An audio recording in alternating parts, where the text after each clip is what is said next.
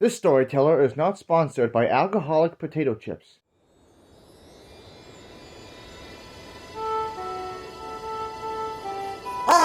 Christmas, a wonderful time of year, where we gather with our families with hope and cheer.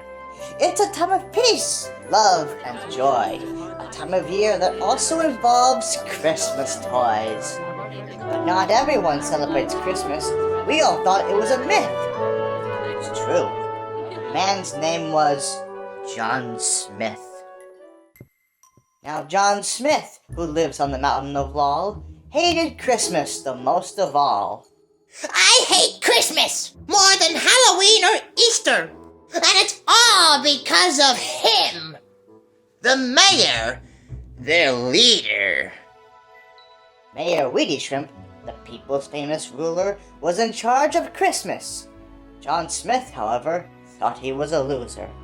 As mayor of this wonderful old grand land, it is my duty to tell you all of this year's plans. We will have our annual Christmas feast, full of hamburgers, chocolate spices, and succulent creamy yeast. But don't forget that everyone is invited here. I think, let's never discuss the fact that John Smith shall never be allowed to come here. That dink! Let's go fix my sink! John Smith, in a fit of anger, boasted, That fool Weedy Shrimp uninvited me to Christmas. I feel ghosted. It is all because of that one time in the second grade when I farted into his mouth and he sent me to the principal's office. From there on out, I felt betrayed. He was my best friend in the whole world, and I couldn't help but fart him. It was my way of showing him my friendship, but his betrayal left me sad, and I was doomed from our parting. and the more John Smith thought of all those things, the more John Smith thought, I must stop this whole thing. What for 25 minutes I've had up to it now? I must stop Christmas from coming. But how? Then he got an idea. An awful idea. John Smith got a wonderful, awful idea. I know just what to do. John Smith laughed in a swoop and in a quick dose. I'll simply get near his mouth and poop. No, wait, that's gross. After some time trying to figure out what to do, I stepped in and said, Don't worry about covering his mouth in poo!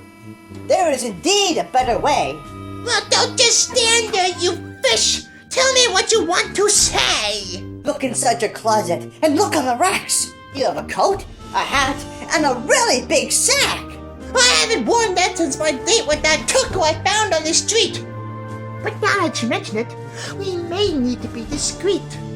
Woody, you are the one with the plan and the will. Tell me what I must do, for I hope it's one heck of a thrill. For what I must tell you, it shall be so. On Christmas Eve tonight, to town you must go. Steal Christmas from the mayor. It will be a great trick. Why, with this coat and this hat, I'll look just like Saint Nick. Quickly, my sus, prepare everything. We must do this amazing joy in a bling. Oh yes indeed, my precious. It is now time for my revenge and steal Christmas. You're a mean one, John Smith. You really are a dummy. You're as goofy as a shoelace. You're as interesting as a grumpy John Smith. You're a bad floorboard with a slimy green cherry.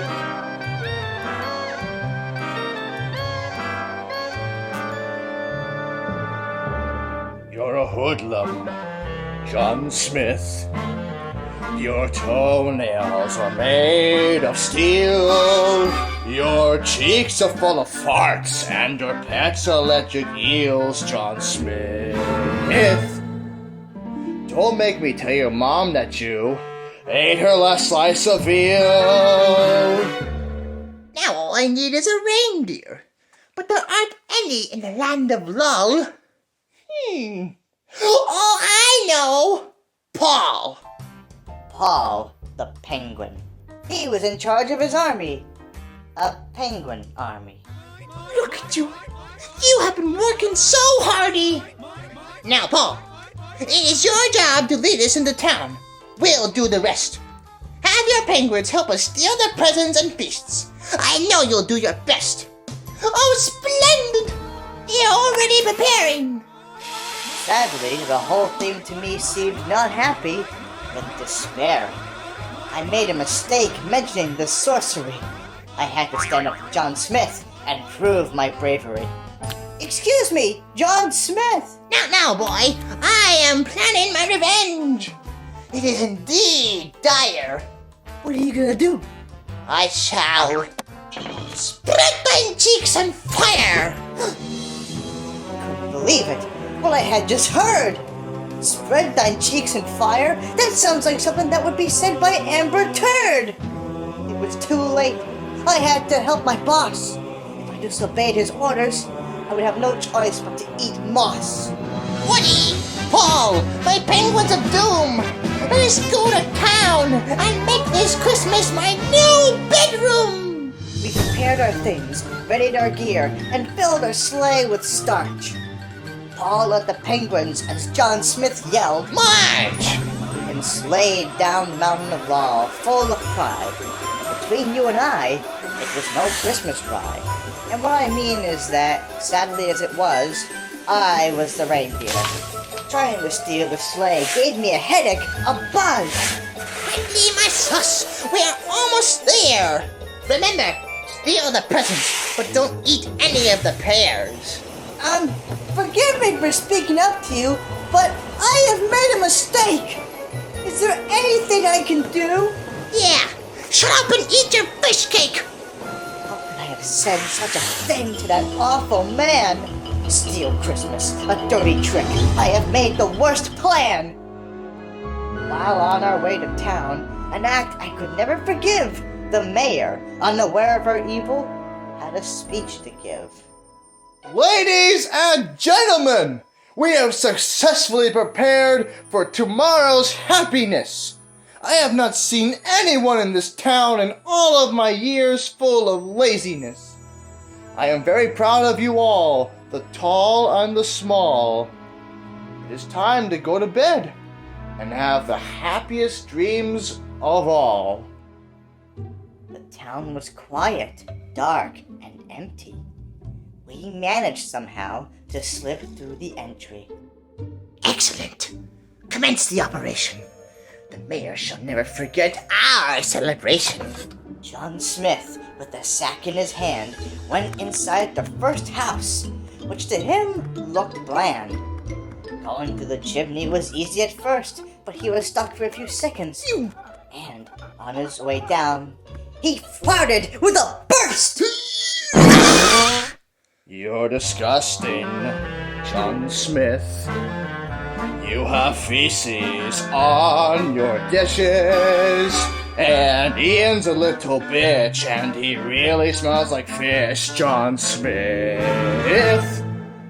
Given the choice between the two of you, I'd take the feces on your dishes. You're big boy, John Smith. Just that dude full of sauce.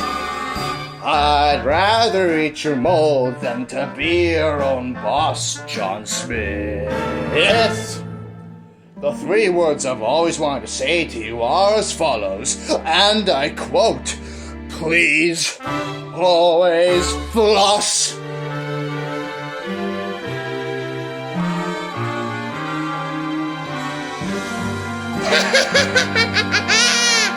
Perfect! Everything is almost done. I have gone through every every house, except for one. John Smith entered the mayor's house as he himself would only advise. He went to the mayor's bedroom door and said, I shall give you a surprise. As John Smith plucked out a piece of poop to give to the mayor, he heard a small sound that made him still and fair. He turned around so fast and he saw a small boy, Maximo the doll, who was originally a toy. He stared at John Smith and said, Santa Claus, why? Why are you giving my uncle a piece of that chocolate? Wouldn't he instead like some pie? But you know, that old Smith was so smart and so slick. He thought of a lie, and he thought it up quick. Why, my sweet little sauce, The fake Santa Claus said.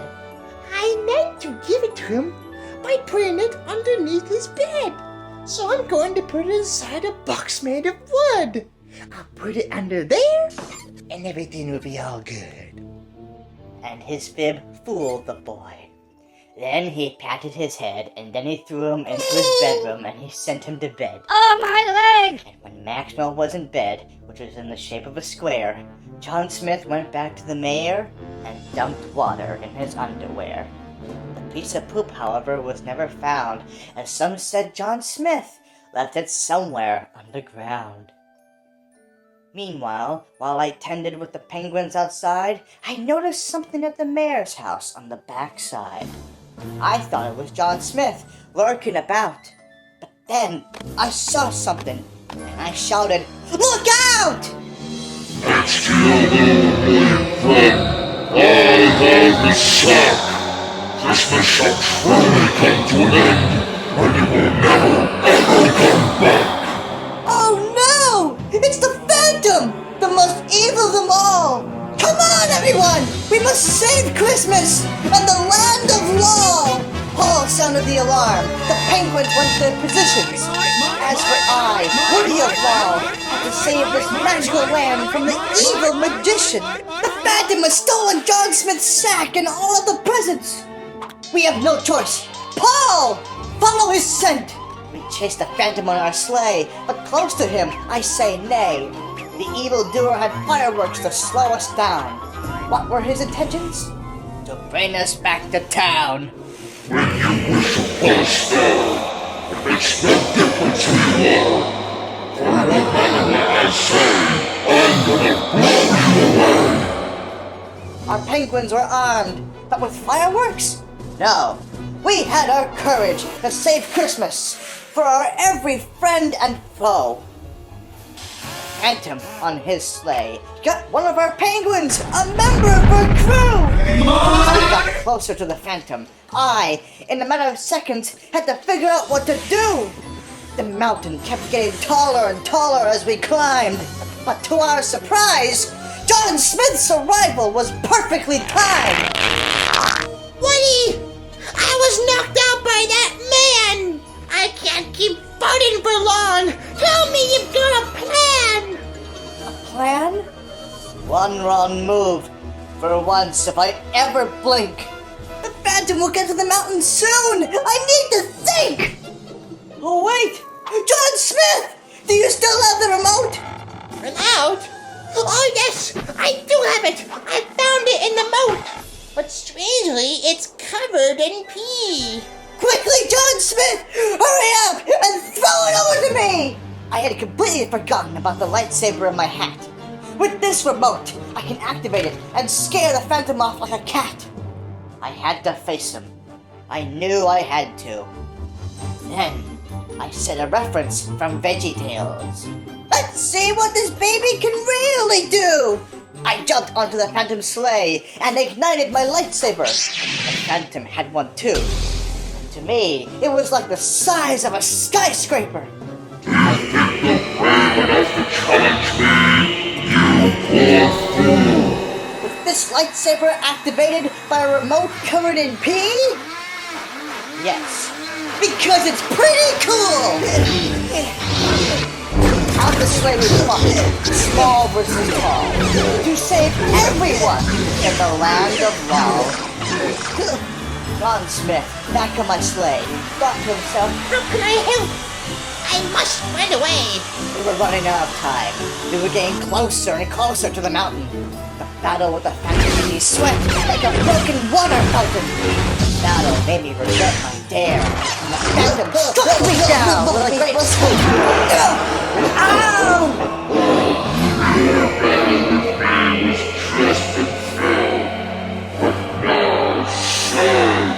Merry Christmas!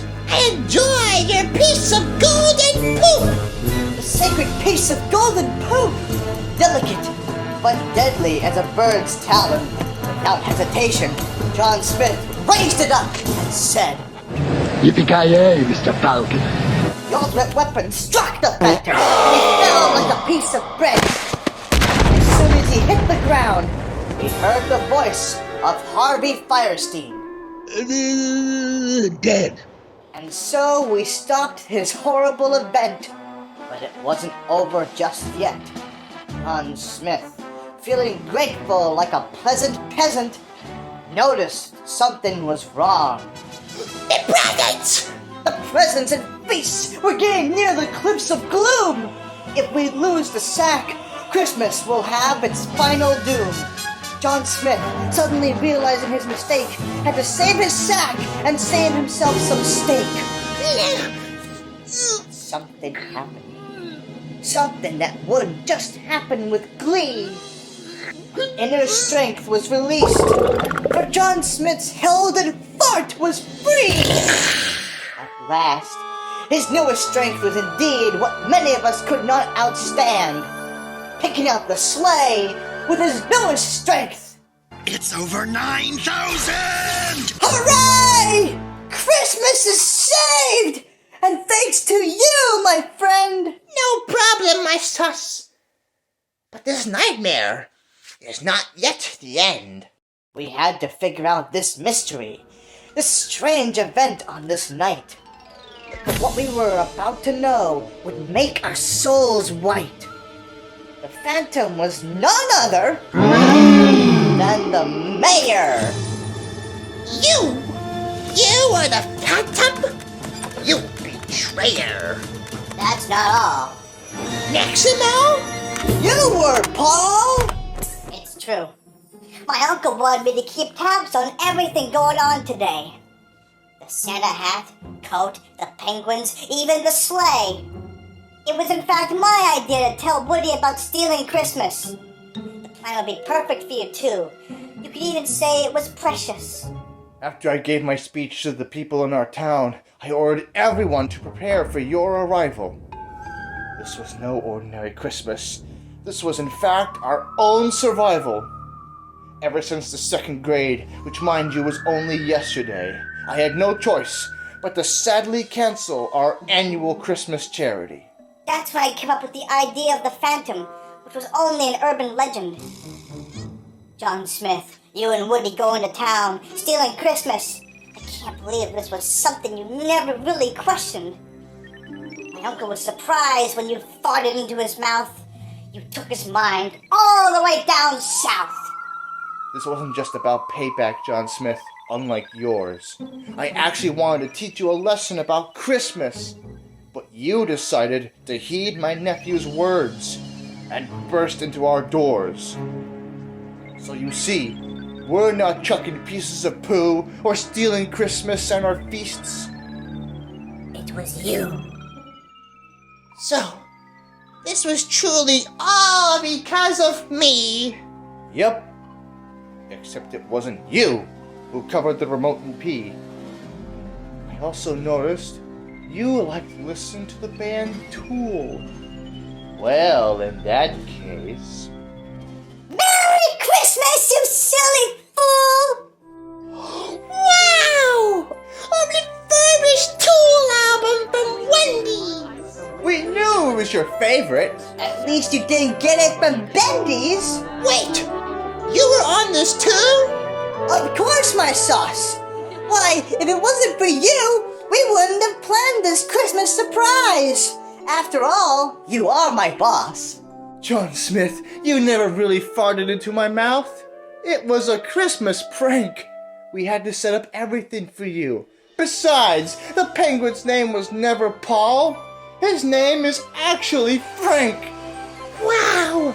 I can't believe you've done all of this just for me! But actually, I did cover the remote in pee. And so, John Smith, for the first few seconds, had the best Christmas of his life. But what many people actually never knew was that Mrs. Mavilda from the Christmas tree was actually his wife. And as for Frank, he farted all the way home until he bumped into Hank. I sell propane and propane accessories. But at least we all got to eat a bunch of food. Well, don't worry about John Smith. He's good now. He learned that you always win when you're good. And don't forget to listen to Tool. Merry Christmas, you silly fools! Please be advised, this is actually not a good Christmas lesson. This lesson is very bad for children. It is a dumb, awful message from the Christmas tree. Merry Christmas. Help and love one another for the holidays. This parody was meant for fun and not to be taken seriously.